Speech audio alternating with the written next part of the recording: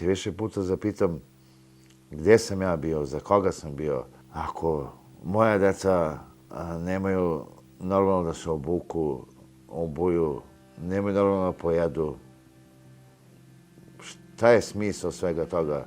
On je jednostavno branio kao vojnik i kao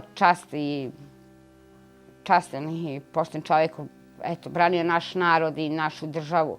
Od nedavno imamo i službene legitimacije da smo ratni vojni invalidi ili ko nije ratni vojni invalid da je borac, ali problem je u tome što se te legitimacije slabo gde priznaju.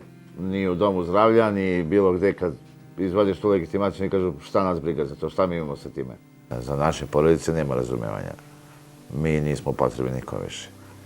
Mi smo samo bili potrebni dok smo ratovali za ovu zemlju, dok smo branili ovaj narod i dok smo krv prolivali, tad smo bili potrebni, više nismo potrebni nikome.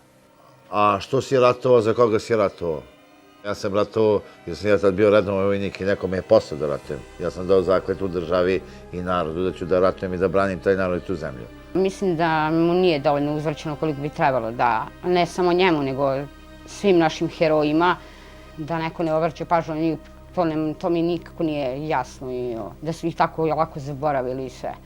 Ja vidim da smo mi od države zaboravljeni i mi za njih više ne postojimo.